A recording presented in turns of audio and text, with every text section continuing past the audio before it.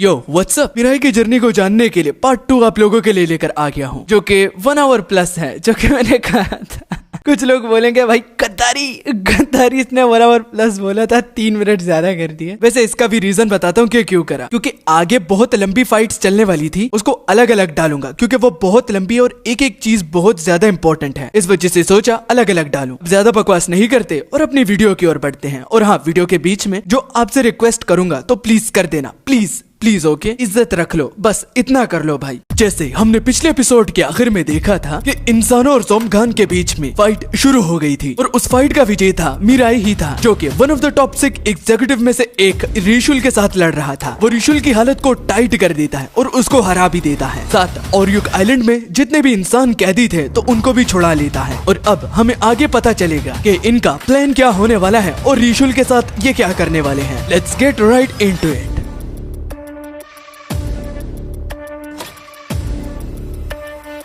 Fight को जीतकर सारे इंसान एक शिप में बैठ गए, जिसको गाराम अपनी एबिलिटी से चला रही थी। और अगली तरफ हमने देखा कि रिशुल के उठने के बाद कैप्टन उसके ठीक सामने बैठी हुई थी और कहती है कि वो उसके साथ कुछ बातचीत करना चाहती है। तो पता चला कि वो रिशुल से वो हर एक इन्फॉर्मेशन सुनना चाहती है जो कि उसे आज तक पता है, मगर इतनी आसानी से भी रिशुल बताने नहीं वाला, क्योंकि इन्फॉर्मेशन के बदले उनके पास ऐसा कुछ भी नहीं है जो कि वो दे सकते हैं। ये साबित दिलाने के लिए कि रिशुल उनके कब्जे में है, तो कैप्टन चोय से कहती है कि वो अपनी पावर का रिशुल पर इस्तेमाल करे। इन्वेस्टिगेटर चोय अपनी मैनिपुलेशन का इस्तेमाल करते हुए अपनी पावर से रिशुल को हंसाने लगते हैं, वो भी ये समझाकर कि यहाँ कोई निगोशिएशन नहीं हो रही, वो उनके कब्जे में है, उनके पास अपने तरीके हैं, वो भी इंफॉर्मेशन उगलवाने के। हंसते हुए रिशुल कहता है कि वो ऑलरेडी ही उनको सब कुछ बताने वाला था, तो वो अपनी पावर को रोक दे। यही जब कैप्टन ने पूछा कि आखिर इस बात का रिशुल का मतलब क्या है, तो वो कहता है कि वैसे भी ज़ोम्बगान के साथ अब काम करने में उसे मजा नहीं आ रहा, वहाँ उसको अब फायदा नहीं नजर आ रहा। और उल्टा कैप्टन को तो खुश होना चाहिए कि वो विलिंगली उनकी टीम को ज्वाइन करना चाहता है, क्योंकि उनके पास कुछ ऐसा है जो कि रिशुल को चाहिए। ये कहता हुआ वो मिराई की ओर देखता है, मतलब कि रिशुल के ज्वाइन करने का मतलब ये था कि उसको मिराई के साथ रहना है, क्योंकि मिराई उसका टीचर है। और अपनी उस फाइट को याद करके उसे बहुत ज्यादा अच्छा लगता है, क्योंकि बहुत सालों के बाद उसे फाइट करने का मौका जो मिला। मगर अब कैप्टन ये पूछती है कि आखिर इस ऑफर से उनको क्या ही फायदा होगा। ये सुनकर रिशुल कहता है कि उसे लगा था कि कैप्टन बहुत ज्यादा स्मार्ट होगी, मगर है भी तो वो एक इंसान, तो वो उसको जज नहीं करेगी। वो बात को समझाता है कि अगर वो अपनी पावर का इस्तेमाल करके वो सारी इन्फॉर्मेशन निकाल भी दे, तो पहले ये बताओ कि तुम इस इंसानों को कहाँ लेकर जाओगे, क्योंकि उन लोगों ने इंसानों को तो बड़ी मुश्किलों से रेस्क्यू कर लिया है, लेकिन क्या उन्होंने ये सोचा कि ये लोग उसे रखेंगे कहाँ पर, क्योंकि इस पूरी दुनिया पर ज़ोम्बगान्स का राज चलता है। जहाँ भी इंसानों को रखोगे तो कहीं न कहीं ज़ोम्बगान्स वहाँ तक पहुँच जाएंगे। और मेरे आइलैंड जिसका नाम ओरियुक था, उसको पूरी तरह से गिराने के बाद तुम्हें क्या लगता है कि एग्जीक्यूटिव कुछ नहीं कहेंगे और इवेंचुअली तुम्हारे उन स्पॉट का जहाँ पर तुम इंसानों को रखोगे वो इजीली ढूंढा जाएगा। इस जवाब से कैप्टन भी सहमत होती है, क्योंकि जो रिशुल कह रहा है वो एकदम सच है। भला आखिर इतने इंसानों को वो कहाँ पर रखेंगे। अब रिशुल अपने मेन मुद्दे पर आता है कि अगर वो अपनी पावर का इस्तेमाल कर भी लेते और वो इंफॉर्मेशन निकाल भी लेते, तो इस तरह की इंफॉर्मेशन निकाली नहीं जाती बल्कि ऑफर की जाती है। ओरियुक आइलैंड के करीब एक और आइलैंड है जिसको वो उसकी मदद के बगैर ढूंढ भी नहीं पाएंगे, और वो गारंटी भी देता है वहाँ इतनी जगह है कि वो इस पूरे इंसानों को काफी टाइम तक सिक्योर रख सकते हैं। और ये बात सिर्फ रिशुल को ही पता है। तो कैप्टन तुम क्या सोचती हो मेरे साथ, और मेरी ऑफर तुम एक्सेप्ट करोगी या नहीं। कैप्टन के कुछ बोलने से पहले चोय भड़क उठा कि वो एक ज़ोम्बगान के साथ कभी भी काम करने को राजी नहीं होगा और ना ही कैप्टन को वो मना सकता है। मगर कैप्टन चोय को चुप करवाती हुई कहती है कि वो रिशुल के साथ काम करने को तैयार है, लेकिन एक शर्त पर, उसको इंसानों का गोश्त खाने को नहीं दिया जाएगा। जिसके जवाब में रिशुल कहता है कि ठीक है, वैसे भी हाई रैंकिंग ज़ॉम्बीज जो होती है उनको इंसानों के गोश्त के बगैर भी जिंदा रहने में कोई प्रॉब्लम नहीं होती। अब जबकि दोनों पार्टीज की तरफ से डील एक्सेप्ट कर ली गई है, तो कैप्टन अब कंट्रोल रूम की ओर जा रही थी और जाने से पहले वो चोय से माफी भी मांगती है, वो भी अपने डिसीजन के लिए। और एक जोमघान के साथ काम करने के लिए। मगर अगर सारे लोग ये सोचे तो ये ठीक भी कह रहा है। इसकी ऑफरिंग के बगैर वो इंसानों को सिक्योर नहीं रख पाएंगे जिनके लिए उन्होंने इतनी मेहनत करी। मगर वो फिक्र करने से चोय को मना भी करती है, क्योंकि अगर ये कुछ भी हरकत करेगा तो मीरा इसे मार डालेगा, और चाहे उस आइलैंड को ढूंढने के लिए जितना वक्त भी क्यों ना लग जाए, उसको हम ढूंढ ही निकालेंगे, चाहे फिर पूरे इंसान ही क्यों ना मर जाए, और हम सब कुछ दोबारा स्क्रैच से शुरू करेंगे। चोय कैप्टन की बात को सुनकर कहता है कि कहीं ना कहीं और कभी ना कभी उसे कैप्टन के डिसीजन ठीक नहीं लगते। वो बात करती है जस्टिस दिलाने की, मगर कहीं ना कहीं और कभी ना कभी चोय उस जस्टिस के बारे में भी सोचता है कि वो आखिर कौन सी टाइप की जस्टिस है जिसके लिए अपने दुश्मन के साथ भी वो काम करने के लिए राजी है। और बाद में डील के हिसाब से ही रिशुल उनको उस आइलैंड तक पहुंचा देता है, जो कि बहुत ही छोटा आइलैंड था। ये देख बाकी पीछे क्रू को लगा कि रिशुल उनके साथ खेल रहा है, और कैप्टन को भी सेम लगता है। इस वजह से जब वो गुस्से में अपनी ऑरा और किलिंग इंटेंट को रिलीज करती है तो रिशुल कहता है, बाप रे, इसकी तो पूरी ऑरा ही चेंज हो गई। पावर लेवल से तो ऐसा लगता है जैसे कि ये टीच के बराबर हो सकती है, मतलब कि कुछ ना कुछ तो है। क्या कैप्टन मीराई जितनी पावरफुल हो सकती है? मैं तुम लोगों से पूछता हूँ, कमेंट में जरूर बताना। पहले रिशुल कैप्टन को शांत करवाता है और जमीन पर पड़े हुए उस स्टोन जैसे दिखने वाले ऑब्जेक्ट को प्रेस करने के लिए कहता है। जब कैप्टन ने उसी तरह ही किया तो वो दंग रह गई कि वो आइलैंड एक एलिवेटर की तरह काम करता है। जब वो लोग नीचे आ रहे थे तो कैप्टन रिशुल से पूछती है कि क्या ये उसने बनाया है, तो रिशुल कहता है कि नहीं। घूमते घूमते उसे ये आइलैंड देखा और यहाँ पर ये जगह, वो भी अनएक्सपेक्टेडली। अब रिशुल कैप्टन से पूछता है कि बुरा मत मानना, लेकिन उसे लगा कि वो इतनी स्ट्रॉन्ग नहीं, लेकिन जिस तरह की वो ऑरा प्रोड्यूस कर रही है तो लगता है कि वो मेरे जैसे बाकी एग्जीक्यूटिव को आराम से हरा देगी। तो मीराई को आखिर उसको पकड़ने के लिए क्यों भेजा? कैप्टन पूरी तरह से बताती नहीं, लेकिन जस्ट कहती है छिपाने के उसके कुछ अपने रीजंस हो सकते हैं, या फिर ये समझ लो कि मैं उतनी भी स्ट्रॉन्ग नहीं जितना तुम सोच रहे हो। मगर रिशुल की आंखें कभी झूठ नहीं देखती। वो समझ चुका था कि कुछ न कुछ तो गड़बड़ है, इसलिए ये बता नहीं रही। और वापस जाने का भी सेम प्रोसेस होता है, रॉक पर प्रेस करना। जब बाकी क्रू नीचे आया और वही गार्ड जो कि जीयून के साथ वहाँ पर ट्रैप था, इसका नाम होसंग है, तो कैप्टन उससे रिक्वेस्ट करती है कि वो लोगों के लिए घर को असाइन करे ताकि कोई भगदड़ ना हो, जिसके लिए वो मान भी जाता है। और कैप्टन अपने क्रू को फॉलो करने का कहती है। वहाँ पर जीयून नोटिस करती है कि एक रिसर्च लेबोरेटोरी भी है, जिसको पीछे से नूरी पॉइंट आउट करती है कि पता नहीं कि ये जगह कहाँ से बनाई गई है और कब से बनाई गई है, लेकिन ये उनका न्यू हेडक्वार्टर की तरह काम कर सकती है। हमें पता होगा कि न्यूरी इनके साथ मिशन पर तो नहीं आई थी, तो वो यहाँ पर इतनी जल्दी कैसे आ पहुंची? तो वो गुस्से में कैप्टन का पूछती है और उसके सिर पर बाइट करती है, वो भी सबक सिखाने के लिए कि आखिर मीराई को उसने ये सब कुछ करने का क्यों कहा। वो जर्नी में बहुत डर गई थी कि ये मीराई मुझे कहीं गिरा ना दे, मगर वो इस बात को जाने भी देगी क्योंकि मिशन सिक्योर हो चुका है और जगह भी। और बाकी बातें शुरू करने से पहले और डिस्कशन करने से पहले कमांडर नोरी उनको एक ब्रेक के लिए छोड़ देती है ताकि वो जगह को एक्सप्लोर करे, जो कि वो करते भी हैं। और वहाँ पर इतनी चीजें होती हैं जो कि उनके पुराने हेडक्वार्टर से बहुत सिक्योर और हाई क्वालिटी में भी थी। और पलक झपकाते ही वो ब्रेक टाइम खत्म भी हो गया। और अपनी बात को शुरू करने से पहले नूरी सबको बधाई देती है कि उन्होंने मिशन को काफी अच्छे से कंप्लीट भी करा और उनको काफी फायदा भी हुआ है, जिसमें सबसे बड़ा रीजन ये जगह है। और वो जानती है कि यहाँ पर बैठे लोग इस जगह को एक्सप्लॉइट करना चाहते हैं, मगर उससे पहले वो अपने फ्यूचर प्लान्स के बारे में बताने वाली है। बात वो रिशुल से शुरू करती है कि तुम्हें नहीं पता कि तुम्हारे लीडर्स कहाँ पर है ना? तो सच बोलता हुआ रिशुल कहता है कि हाँ, उन्हें नहीं पता, और वो यकीन के साथ कह सकता है कि बाकी एग्जीक्यूटिव को भी पता नहीं होगा। तो कमांडर नूरी कहती है कि पहले हमें उन लीडर्स के सुप्रीम गार्डियंस को हराना होगा, जो कि हैं 6 एग्जीक्यूटिव, और उन 6 के 6 जिनमें से एक रिशुल भी है, जिनको उन लोगों ने बंदी बनाकर रखा हुआ है। हालांकि ये उनका एक टीम मेंबर है, लेकिन अभी तक पूरा वो ट्रस्ट नहीं कर सकते। तो उनको ही हराने का कमांडर नूरी ये प्लान का एक मेन पॉइंट था, जिसके बाद उनके लीडर्स का, जो कि इन 6 एग्जीक्यूटिव को ऑर्डर देती है, वो भी बिना अपनी जगह को रिवील किए हुए, तो उनका भी पता लग जाएगा। बाद में उन एग्जीक्यूटिव के 2 टारगेट्स का नाम लेकर, जिनमें से एक यीरू और दूसरी नेट फेसी है, जो कि चैंगवोन डिस्ट्रिक्ट में है। और चैंगवोन डिस्ट्रिक्ट का नाम चेंज करके जोमघांस ने ट्रेनिंग ग्राउंड ऑफ जोमघांस रख दिया है, क्योंकि वहाँ बहुत सारे वेपन्स को स्टोर कर रखा गया है और अंदर ब्रेकआउट करना बहुत मुश्किल है। और इसलिए भी कमांडर नूरी चाहती है कि नेक्स्ट टारगेट उनका यही हो, क्योंकि वो सब के सब मीराई पर हर बारी निर्भर नहीं रह सकते। बाकियों को भी स्ट्रॉन्ग होना ही होगा और लोगों को भी उनके उनके यूनिट में रिक्रूट करना ही होगा और उनको भी ट्रेनिंग देनी होगी, जिसके लिए वेपन्स चाहिए। क्योंकि अगर कल को मीराई मर जाता है तो उसके बगैर भी इंसानियत को उन लोगों को प्रोटेक्ट करना ही पड़ेगा। इसके लिए पहला टास्क स्ट्रॉन्ग होना होगा। इसी बीच जीयून सवाल पूछती है कि कॉन्सिक्वेंसेस का क्या होगा अगर हम इतनी बड़ी जगह पर कब्जा कर लेते हैं, तो बाकी ज़ोमगान्स को पता लगने के बाद जरूर वो अटैक करने के लिए आएंगे। कमांडर नूरी कहती है कि इन सब के बारे में उसने सोच रखा है, क्योंकि वहाँ पर जो सुपर क्लस्टर कैनन है जो कि उस पूरे टेरिटरी को डिफेंड करता है, तो उस तक अगर बात रही तो कोई सोचेगा भी नहीं अंदर अटैक करने के लिए। और जितने बड़े बड़े उसकी दीवारें हैं और उनमें भी मशीनें रखी हुई हैं, तो वो लोग बेवकूफ होंगे अगर वो अटैक करने के लिए आएंगे, क्योंकि उस सिटी पर एक दफा कब्जा करने के बाद उसे आसानी से ब्रीच नहीं किया जा सकता। और इस बात का सबूत रिशुल खुद ही बताएगा। रिशुल का जवाब भी हाँ में होता है। उसे पूरी तरह से तो पता नहीं कि कैसे, लेकिन पूरी की पूरी बात एकदम सच है, क्योंकि जब वो खुद भी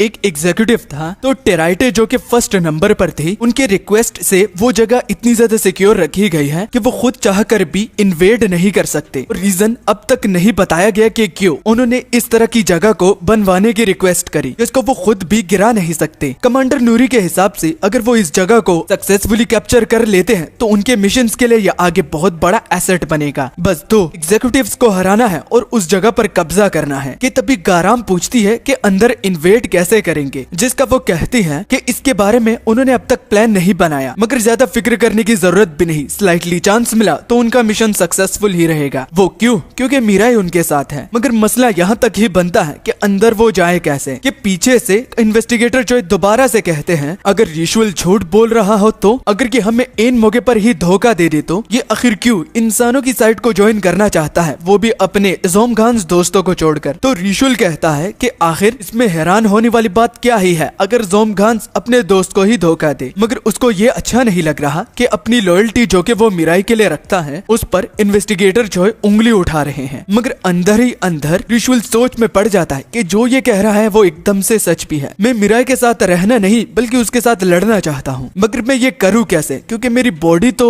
उस कंडीशन में नहीं रही। इस वजह से मजबूरन उसे मीराई के पास रहना ही पड़ेगा ताकि उसे अपनी बॉडी को रिकवर करने का कोई मौका ये लोग दे और वो दोबारा से मीराई के साथ फाइट भी कर ले। अगेन इन्वेस्टिगेटर चोई की रिक्वेस्ट को ना मानती हुई कैप्टन कहती है कि उनको घबराने की जरूरत नहीं, वो स्काउटिंग मेंबर्स को जरूर भेजेंगे, हालांकि वो खुद ही जाएगी कि आसपास इसका कोई ट्रैप तो बिछाया नहीं गया, तो तुम फिक्र मत करो। और फिर से इन्वेस्टिगेटर जो है बहुत डिसअपॉइंट हुए कि कैप्टन उसकी बात पर गौर ही नहीं दे रही और उसे डर है कि कहीं ये सारे इंसान मौत के मोह खुद ना चले जाएं। इस मिशन पर एक्ट करने से पहले उनके पास पूरे 2 महीने हैं। 2 महीनों के बाद जो रिजल्ट्स आएंगे तो उनके बेस पर ही वो मिशन को कंटिन्यू रखेंगे। मगर वो ये भी एक्सपेक्ट करती हैं कि जिन इंसानों को उन्होंने रेस्क्यू किया है तो उनमें से भी कुछ को रिक्रूट करा जाए ताकि वो फाइट करने में मदद करे। काम मुश्किल होने वाला है लेकिन टाइम बहुत है और अब वो लोग जा सकते हैं क्योंकि मीटिंग डिसमिस हुई। कि तभी कैप्टन मीराई से कहती है कि वो इससे कुछ कहना चाहती है, क्या उसके पास थोड़ा सा वक्त है। तो मालूम हुआ कि कैप्टन मीराई को जीयुन के पास लेकर आती है और आउट ऑफ इंटरेस्ट कैप्टन जीयुन को वो नाइफ भी देती है जो कि उन्होंने बनाई है और वो पूरी बात भी बता देती है कि आखिर मीराई कोऑपरेट क्यों कर रहा है। जीयुन बहुत ज्यादा घबरा गई कि आखिर वो इस तरह वेपन क्यों ही बनाए जिससे वो किसी की जान लेना चाहते हैं। वो किसी इंसान को मारना नहीं चाहती, मगर कैप्टन के समझाने पर कि अगर वो ऐसा नहीं करेंगी तो मीराई उनके साथ काम नहीं करेगा। यही उन दोनों पार्टीज के बीच में डील हुई थी। कैप्टन जीयुन से कहती है कि तुम इसे ऐसा सोचो कि मीराई की विश को वो पूरी कर रही है। अब जाकर उसे थोड़ा बहुत ठीक लगने लगा है कि वो किसी की विश पूरी कर रही है, ना कि किसी को मारने का एक वेपन बना रही है। मगर अब प्रॉब्लम ये थी कि उन्हें याद नहीं था कि इसके अंदर कौन सा मटेरियल उन्होंने इस्तेमाल करा था। तो सरप्राइजिंगली पीछे कंप्यूटर उसे डिटेक्ट भी कर लेता है। वो एक फ्लावर था जो कि ज़ोमगान्स के आने के बाद ही डिस्कवर हुआ था और इस फ्लावर का नाम रेनजाई फ्लावर था। उसकी प्रॉपर्टीज को देखकर जीयुन कैप्टन से कहती है कि न सिर्फ वो इनसे स्ट्रॉन्ग वेपन बना सकते हैं बल्कि उन वेपन्स में पावर्स भी होंगी जिससे वो इंसानों की आर्मी के लिए बहुत काम कर सकती है और ज़ोमगान्स को भी मारने के लिए ये एक बेस्ट वेपन और पावरफुल वेपन भी बना सकते हैं, वो भी जस्ट एक फूल की मदद से। मगर इस फूल को ढूंढने के लिए वो आखिर भेजे किसको। कैप्टन 3 बंदों को असाइन करती है जिनमें गाराम, डोंगू और मीराई होते हैं। कैप्टन के दिखाए हुए लोकेशन पर जब वो वहाँ पर पहुंचे तो उस माउंटेन का नाम चोनसियोंग माउंटेन था जो कि बुसान और चैंगवोन डिस्ट्रिक्ट के साथ टच था। लैंड करने के बाद डोंगू की हालत खराब हुई क्योंकि उसे मोशन सिकनेस है और इस मिशन की पूरी अथॉरिटी गाराम के हवाले कर दी गई है। मतलब कि इस मिशन के लिए टीम कैप्टन गाराम है। जगह बहुत बड़ी है, लेकिन ये कंफर्म है कि वो फूल यहीं पर ही उनको मिलेगा। कि तभी दोबारा से मोशन सिकनेस की वजह डोंगू को उल्टी करने पर मजबूर कर देता है। जब वो साइड उल्टियां करने गया तो ठीक अपने मुंह के सामने वो एक जोमघान को पाता है। वो डर गया कि वो लोग आए ही नहीं और जोमघान अपीयर हुए, मगर शौक तो उन्हें तब लगा कि वो जोमघान मरा हुआ था। और अजीब बात कि उस जोमघान के कपड़ों पर पेंट लगा हुआ था। मतलब कि यहाँ इस जोमघान के मरने की वजह एक ट्रांसेंडर है जो कि बहुत काम आ सकता है। कि तभी उन्होंने एक बच्चे को भी देखा और उसकी बॉडी पर भी पेंट लगा हुआ था। और ये नजारा देखने के बाद डोंगू और गाराम के दिमाग में सिर्फ एक ही बात गूंजती है कि जो ट्रांसजेंडर यहाँ पर है, अब ये वो नहीं बता सकते कि वो हेल्प करेगा या फिर उनको ही मार डालेगा। कि तभी एक बिजारी थॉट डोंगू शेयर करता है, जिसमें वो बताता है कि यहाँ पर इस जोमघान के कॉर्प्स को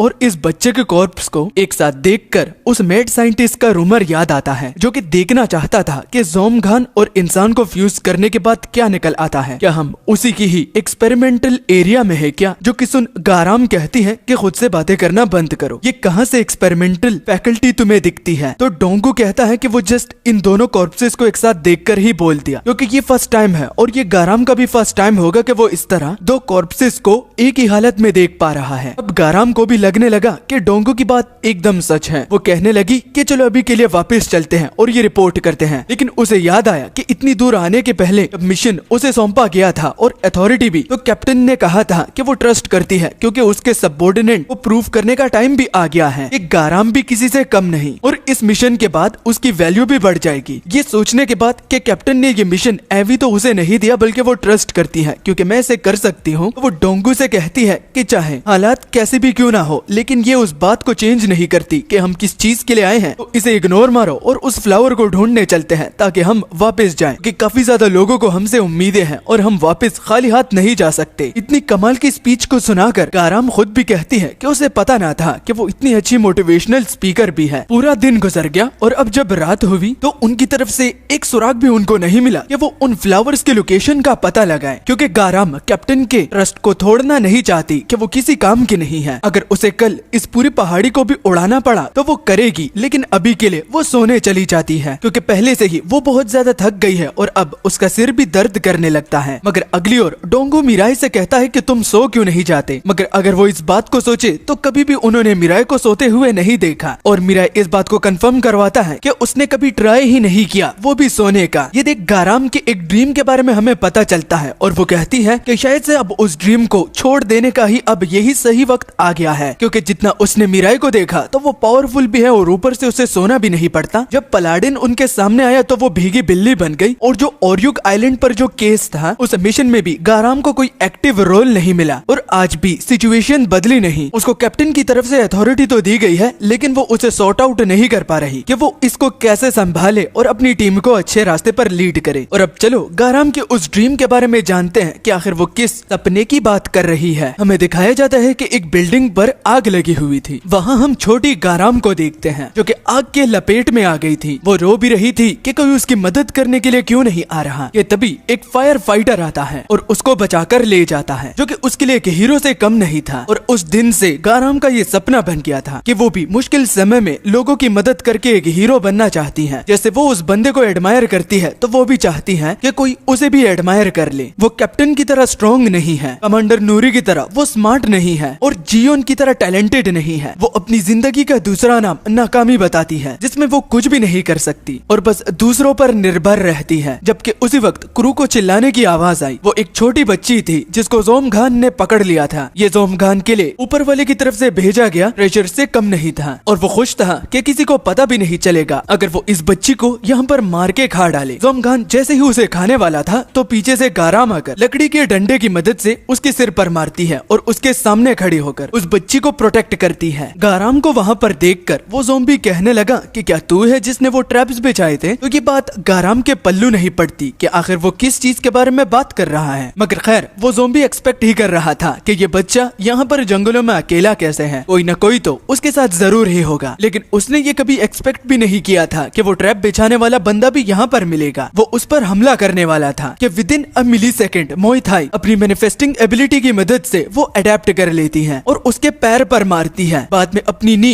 उसके जबड़े पर सीधा मारती है। जब तीसरा अटैक गाराम लैंड करने वाली थी वो ज़ॉम्बी उसे ब्लॉक कर लेता है, जिसके बाद गाराम एल्बो सीधा उसके पसलियों पर मारती है। मगर ये भी काफी नहीं था उस ज़ॉम्बी को नॉकआउट करने के लिए। तभी पीछे से डोंगू और मिराई भी आ जाते हैं। गाराम बच्चे से कहती है कि तुम यहाँ से भाग जाओ, जो कि देखकर वो ज़ॉम्बी एक बड़ा सा पत्थर उठा लेता है और वो उस बच्चे की ओर फेंक देता है। डोंगू ये देखकर मिराई से कहता है कि जाकर गाराम की मदद करो, मगर वो ब्लैंक खड़ा हुआ था। अब कोई चारा नहीं बचता और गाराम उस पत्थर के सामने आकर उस बच्चे की जान बचाती है। पत्थर उसकी पीठ पर लगकर चकनाचूर हो जाता है, जिससे गाराम की हालत ही खराब हो जाती है। ज़ॉम्बी इस बेवकूफी वाली हरकत को देखकर हंसने लगा कि वो एक बच्चे की जान बचाने के लिए उसके सामने कूद पड़ा और अब उसकी हालत देखो कैसी खराब है। मतलब कि जितने भी रूमर्स उसने सुने थे कि वो ट्रैप बिछाने वाला इतना स्ट्रॉन्ग है और उतना स्ट्रॉन्ग, तो वो सब का सब झूठ था। गाराम को वो सिर से पकड़कर अब उठाने लगा और कहता है क्या ये सामने दोनों तुम्हारे दोस्त हैं, और अगर दोस्त हैं तो मुझे बाकी इंसानों के पास भी पहुंचाओ कि वो कहां पर छिपे हुए हैं, क्योंकि मैं एक एक करके सब लोगों को मार डालूंगा। अभी भी डोंगू मिराई से कहता है कि क्या तुम अब भी उसकी मदद नहीं करोगे, वो मरने वाली है। तो मिराई कहता है कि मुझे ऑर्डर के हिसाब से ही एक्ट करना है, तुम मुझे ऑर्डर नहीं दे सकते, और तो मुझे मना भी करा है। जब डोंगू बोला कि कौन किसने इस तरह ऑर्डर दिया है, तो तब तक येलो ऑर्चर कहकर कोई अटैक करता है और उस ज़ॉम्बी का सिर धड़ से अलग हो जाता है। और ये वही ट्रांसेंडर है जिसे देख वो बच्ची उसके एक्सप्रेशन एकदम से चेंज हो जाते हैं और वो हंसने लगती है। और सरप्राइज की बात कि वो इस ट्रांसेंडर को अपनी विलेज का हीरो बताती है, जो कि उनकी विलेज को प्रोटेक्ट करता है। और उस छोटी बच्ची ने अपने विलेज के हीरो को बताया कि इन अच्छे लोगों ने उसकी मदद करी, जो कि सुन वो बंदा अपना नाम मिनसियोंग किम बताता है और वो इनसे शुक्रिया भी कहता है इस बच्ची को बचाने के लिए। मगर मिनसियोंग किम का खुद को डिस्क्राइब करने का तरीका अलग था, क्योंकि वो खुद को हीरो बताता है, जो कि बहुत ज्यादा अजीब था। इसके अलावा मिनसियोंग किम हमारे क्रू को शेल्टर देने का भी एक सजेशन देता है, क्योंकि उनकी दोस्त गाराम के पीठ पर एक बहुत बड़ा पत्थर जो टूटा है, उसकी ट्रीटमेंट भी वहाँ पर हो सकती है अगर वो चाहे तो। जो कि सुनकर डोंगू तो जाने के लिए तैयार होता है, मगर गाराम उसे रोक लेती है, क्योंकि उनको इसके अलावा भी बहुत सारे काम है। डोंगू डिसअपॉइंट होता है, लेकिन वो मिनसियोंग किम वो अगेन सस्पिशियस तरीके से रू की ओर देखकर कहता है कि तुम तो काफी ज्यादा स्ट्रॉन्ग हो, मेरे हिसाब से तुम लोगों का यहाँ पर अकेला रहना भी मुझे दिक्कत में नहीं डालेगा। ये कहकर वो वहाँ से जाने लगता है और डोंगू दोबारा इंसिस्ट करता है कि आखिर वो इस बंदे के साथ वापस क्यों नहीं गए। तो गाराम के ना जाने का रीजन उस कॉर्प पर लगे हुए पेंट का था, क्योंकि सेम वही पैटर्न थे जो कि उन्होंने उस मरे हुए कॉर्प्स को देखा था। डोंगू भी समझ जाता है कि आखिर गाराम ने उस बंदे की ऑफर को क्यों रिजेक्ट किया, क्योंकि ये वही ट्रांसेंडर है जिसके बारे में गाराम और डोंगू उस कॉर्प्सेस की ओर देखकर बात कर रहे थे कि क्या ये फ्रेंडली हो सकता है या नहीं। जब हीरो उस बच्ची के साथ विलेज तक पहुंच गया तो वहाँ पर वाकई वहाँ के जितने भी लोग थे तो वो उस मिनसियोंग किम को एक हीरो की तरह ट्रीट कर रहे थे और उसी की नजरों से देख रहे थे, जो कि गाराम को बहुत ज्यादा कंफ्यूज कर रख देता है। बाद में गाराम रेडियो की मदद से डोंगू से भी कांटेक्ट करता है कि उसके पास बाइनोकुलर तो है, तो क्या उसे कुछ देख रहा है, जरा ये बताओ क्या उसे कुछ सुनाई दे रहा है। तो डोंगू कहता है कि ये बाइनोकुलर है, इसमें क्या मुझे कुछ सुनाई देगा। तो इसमें गाराम की भी गलती नहीं थी, क्योंकि उसका ये फर्स्ट टाइम है जो कि एक मिशन को लीड करना है। तो शर्माते हुए वो डोंगू से कहती है कि तुम जो कर रहे थे तो वो करो, मगर डोंगू तो कुछ भी नहीं कर रहा था। आखिर ये गाराम उसे क्या कह रही है ये डोंगू को भी समझ में नहीं आ रहा था। और मीरा जिसका चेहरा ब्लैंक रहता है वो भी कंफ्यूज हो रहा था कि आखिर ये लड़की क्या कर रही है। मगर इसी बीच वो नोटिस करती है कि मिनसियोंग किम अभी तक अपने घर नहीं गया, वो यहाँ वहाँ गलियों में फिर रहा था और पीछे गाराम थी। उसका पीछा करते हुए गाराम यही सोच रही थी कि क्या ये भी मीराई की तरह की हीरो है जो कि सोता नहीं। तो तब वो अपने कहे हुए अल्फाजों को वापस ले लेती है, क्योंकि उसने नोटिस करा कि मिनसियोंग किम के एक्सप्रेशन बहुत ज्यादा डरावने हैं। वो दीवार के उस पर एक बच्चे को देख रहा था, वो भी उसी नजरों से, और वो जस्ट 2 बार ये दोहराता है क्या मुझे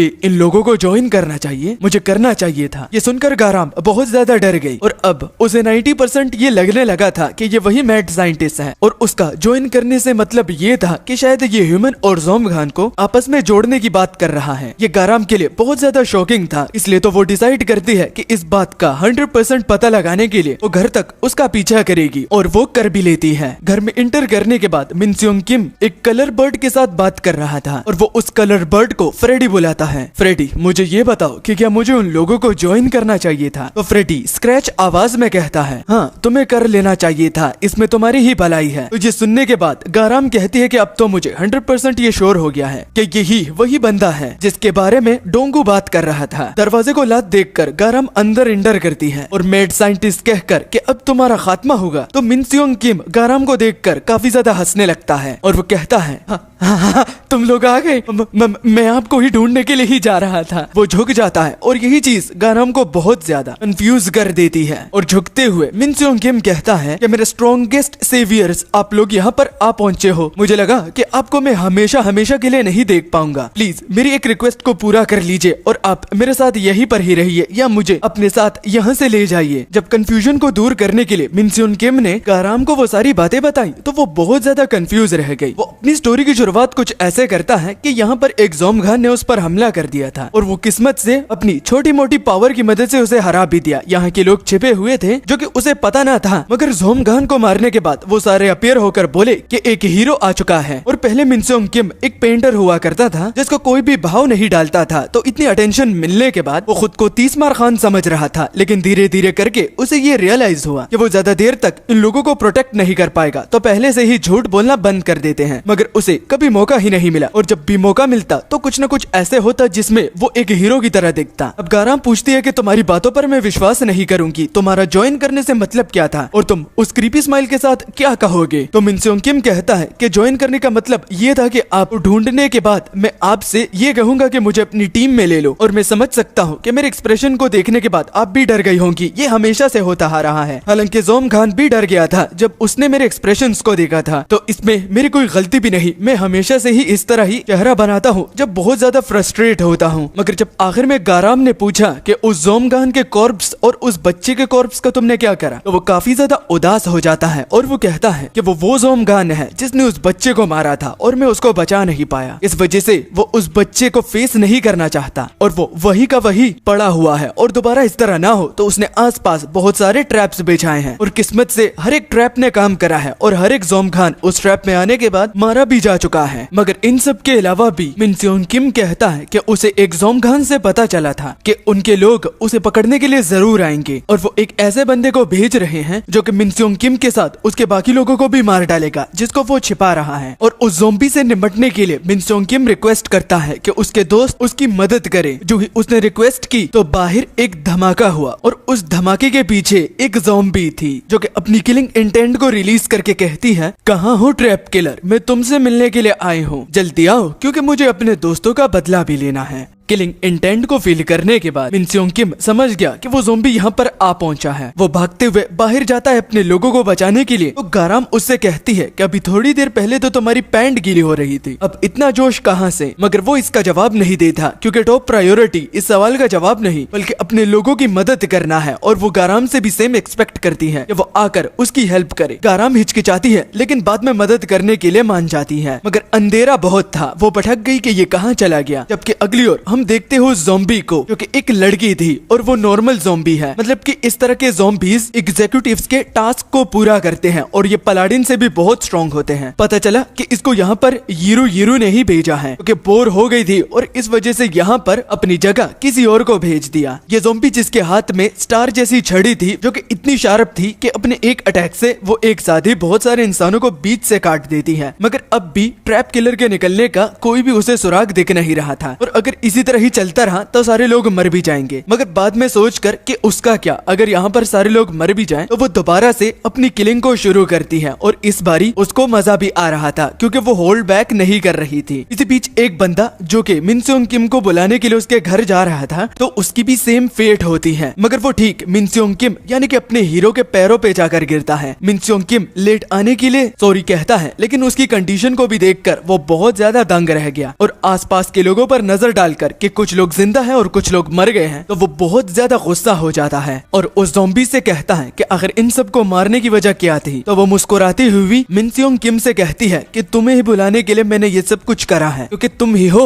जिसके चर्चे हमारी जगह पर चल रहे हैं, अब चलो फाइट करते हैं। निर्दोष लोगों को इस तरह अपनी वजह से मरकर उसने जितने भी आज तक ट्रैप्स बिछाए थे तो एकदम ही एक्टिव कर लेता है, वो भी इस उम्मीद से कि इस ट्रैप की मदद से वो इस ज़ोंबी को यहीं पर ही मार डालेगा। अगर नॉर्मल ज़ोंबी एग्जीक्यूटिव के अंडर काम करती है तो इसका मतलब वो स्ट्रॉन्ग होती है। तो उसके कई महीनों की मेहनत को वो एकदम से ही सिर्फ छलांग मारकर वेस्ट कर देती है और उसके सिर पर खड़ी होकर वो मिन सियोंग किम से कहती है, तुम हो वो ट्रैप किलर, तुम्हारी मूवमेंट कितनी बेसिक है, तुम्हें तो कोई भी प्रिडिक्ट कर सकता है, तुमसे मैं ज्यादा एक्सपेक्ट कर रही थी, लगता है तुम एक ढोंगी हो। अपने आंखों के सामने महीनों की मेहनत को इस तरह जाया होता हुआ देख उसे समझ में नहीं आ रहा था कि वो क्या फील कर रहा है, वो क्या कह रहा है, वो क्या समझ बैठा था कि क्या से क्या हो गया। और इसी तरह ही वो ज़ॉम्बी ऊपर से ही उस पर एक अटैक करती है जो कि बहुत सिंपल था। वो उसको डॉज भी कर सकता था, लेकिन वो इतना ज्यादा शॉक में था कि अब इस फाइट का रिजल्ट में क्या होगा। तो अटैक लैंड करने से पहले ही अपने मन में वो सारे लोगों से माफी मांगता है कि मुझे माफ करना, मुझसे आगे से नहीं होगा, और झूठ बोलने के लिए भी सॉरी। और सिर्फ एक ही बार से उसकी हालत खराब हो जाती है, इतनी कि वो मौत के कगार पर था। जो कि देख वो ज़ॉम्बी भी हैरान हुई और कहती है कि इतनी जल्दी, और तुम लोग ये नोटिस कर रहे होगे कि इसके क्लोन्स बनते हैं, तो इसका लॉजिक भी आगे आगे खुद पता चल जाएगा तुम लोगों को। चारों के चारों क्लोन्स बहुत ज्यादा डिसअपॉइंट हो जाते हैं, मगर वो और ज्यादा अपना टाइम यहाँ पर इस ढोंगी पर जाया नहीं करना चाहते, इसलिए वो उसे पूरी तरह से फिनिश करने के लिए जब प्रिपेयर हो जाती है तो उसी बीच गाराम उसके कमर पर एक जोर की लात देकर उसे दूर फेंक देती है और मिन सियोंग किम से पूछती है कि क्या तुम ठीक हो। मिन सियोंग किम उसे यहाँ पर देखकर कहता है कि शुक्रिया तुम्हारी मदद करने के लिए, और गाराम आसपास देखने के बाद कहती है कि शिट, यहाँ पर सारे लोग मारे गए। मगर ये नोटिस करने के बाद कि थोड़े अभी भी बचे हैं, तो इसी बीच पीछे से हमारा बाकी क्रू भी आ गया। दोनों नोटिस करते हैं यहाँ पर बहुत ज्यादा तोड़ फोड़ हो गई थी। तो डोंगू चिल्लाते हुए कहता है कि यहाँ पर आखिर क्या हुआ, तुम तो सिर्फ इसका पीछा करने के लिए गई थी, और इसकी ये हालत, क्या यहाँ पर कोई ज़ोंबखान अपीयर हुआ है क्या। तो इससे पहले गाराम उसके सवाल का जवाब देती तो वो यहाँ से इन सब लोगों को भगाने का कहती है, वो भी जल्द से जल्द। मगर ठीक वो ज़ॉम्बी उसके पीछे थी और वो कहती है, बहन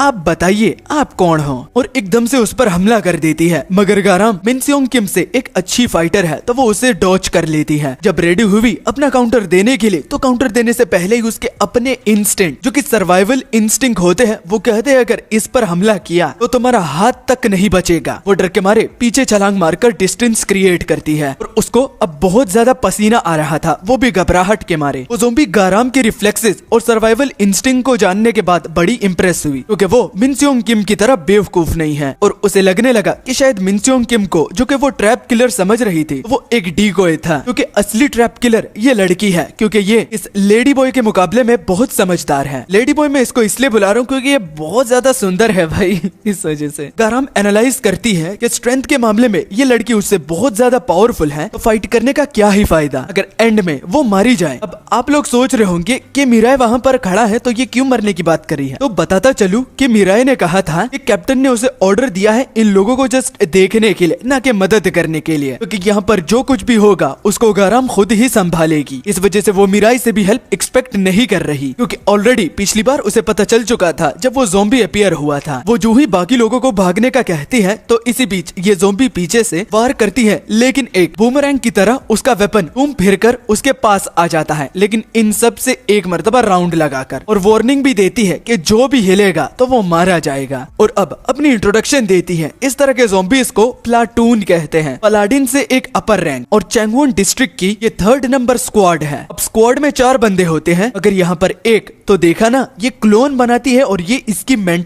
पर्सनैलिटी डिसऑर्डर है। जैसे कुछ चोमू लोग होते हैं सिग्मा की वीडियो और खुद को फिर सिग्मा समझते हैं। लड़कियों को बस इग्नोर करना सिग्मा नहीं होता। अगर चाहते हो तो अच्छे से एक्सप्लेन भी कर देता हूँ, वो भी एक अलग टॉपिक पर, तो जरूर बताना। और ये अपना नाम जी सो चायजे, 4 बहनें तो 4 वर्ड्स जो कि मिलाकर एक ही नाम बनाता है, क्योंकि जीसो चायजे कहती है कि अपनी बहनों के साथ वो एक साथ ही हरकत करती है और वो हर तरफ से वार कर सकती है, क्योंकि हमारी मूवमेंट एक ही साथ सिंक में चलती है और ये हमें एडवांटेज देती है। हम चारों ओर से देख सकते हैं। तो अब चलो बहन खेलते हैं। हम तब तक लड़ेंगे जब तक एक साइड पूरी तरह से मर नहीं जाती। मगर गाराम जवाब नहीं दे पाती और इसी साइलेंस को जीसो चायजे हाँ में ले लेती है। जिसके बाद सीन मीराय पर गया और हमें उस वक्त का सीन दिखाया गया जहां पर कैप्टन ने मीराय को वो ऑर्डर दिया था जस्ट देखने का, जिसमें जब कैप्टन से मीराय ने सवाल करा अगर वो खड़े खड़े इसी तरह ही देखता रहा और गाराम मर गई तो कैप्टन कहती है वो गाराम का शायद आखिरी दिन होगा और हमारे साथ सफर सिर्फ उसका इतना ही लिखा था।